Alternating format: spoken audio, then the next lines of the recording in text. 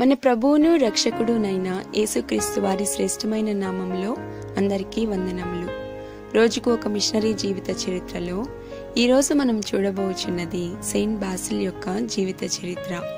క్రీస్తు శకం 4వ శతాబ్దంలో 330వ సంవత్సరంలో జన్మించిన ఇతను 379వ సంవత్సరంలో మరణించారు. తెలుగు బైబిలులో కైసరయ్య అని పేర్కొనబడిన సిసరియా అనే ప్రాంతం వారి యొక్క స్వస్థలము మరియు దర్శన స్థలమై ఉన్నది. ఈ యొక్క ప్రాంతం ప్రస్తుత టర్కీ దేశంలోని కప్పదోకియా అనే ప్రదేశానికి చెందినదై ఉన్నది. బాసిల్ ది గ్రేట్ అని పేరొందిన సెయింట్ బాసిల్ మధ్య ఆసియా మైనర్లోని సిసరియా ప్రాంత బిషప్పుగా ఉన్నారు. అతను ప్రస్తుత టర్కీలో ఉన్న కప్పదోకియాకు చెందిన గొప్పదైన ఒక సంపన్న క్రైస్తవ కుటుంబంలో జన్మించారు. సిసరియా, కాన్స్టాంటినోపుల్ మరియు ఏథెన్స్ పట్టణాలలో విద్యాభ్యాసాన్ని పొందిన అతను 1 సంవత్సరం పాటు న్యాయశాస్త్రాన్ని బోధించారు. అటు పిమ్మట అతను జీవిత చింతలన్నింటినీ విడిచిపెట్టి ఒక క్రైస్తవ సన్యాసి వలె జీవించవలనని నిర్ణయించుకున్నారు. కాగా సన్యాసి జీవితం మరియు ఆశ్రమ జీవితాల్లోని కాఠిన్యమును తెలుసుకునవలనని అతను సిరియా మరియు ఈజిప్టు దేశాలకు వెళ్లారు. తదుపరి పోంటస్కు తిరిగి వచ్చి ఐరిస్ నది ఒడ్డున ఒక ఆశ్రమాన్ని స్థాపించారు.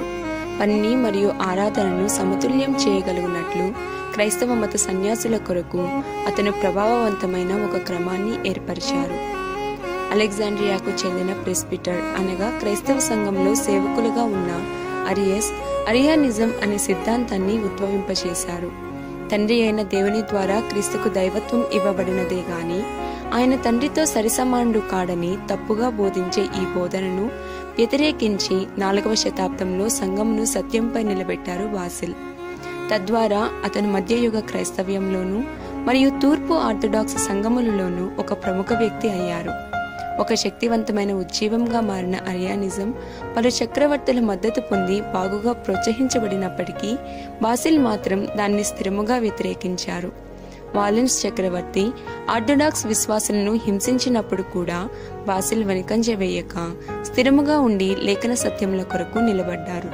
క్రీస్తు శకం 370లో సిసరియా యొక్క బిషప్పుగా నియమితులైన బాసిల్ యొక్క పర్యవేక్షణలో ఆ సంఘ పరిధి ప్రాంతమంతా భౌతికంగానూ ఆత్మీయంగానూ అభివృద్ధి నొందింది. అతను అలయక కాపరిగా సంఘక్షేమం కొరకు పాటుపడ్డారు. గొప్ప జనసమూహములకు రోజుకు 2 పర్యాయములు బోధిస్తూ సంఘ సిద్ధాంతములలో త్రిత్వం యొక్క భావనను ప్రోత్సహించారు. ఉద్రేకులుగా ఎవరికీ తలయొగ్గని వానిగా కనిపించే బాసిల్ ఉదార స్వభావము మరియు కనికరములతో నిండుకున్న వారు కూడా. సువార్తను ప్రకటించుటతో పాటు అతని స్వచ్ఛంద సంస్థలకు మద్దతును మరియు సామాజిక న్యాయంకు ప్రోత్సాహమును అందించారు. అతని యొక్క ప్రసంగాలలో నైతిక విలువలు మరియు సామాజిక సమస్యలు ముఖ్యమైన అంశములుగా కనబడేవి. అంత మాత్రమే కాకుండా పేదవారికి సేవలను అందించుటకు అతను ఒక ఆసుపత్రిని కూడా నిర్మించారు.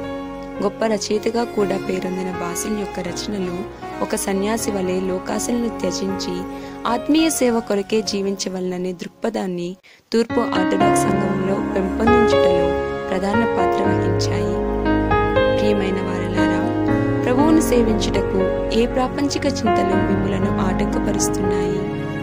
ప్రభువా, ఈ లోక చింతలన్నింటినీ విడిచి నన్ను శుద్ధిపరచుకొని మిమ్మును దీనత్వంతో సేవించుటకు నన్ను సమర్పించుకునేదని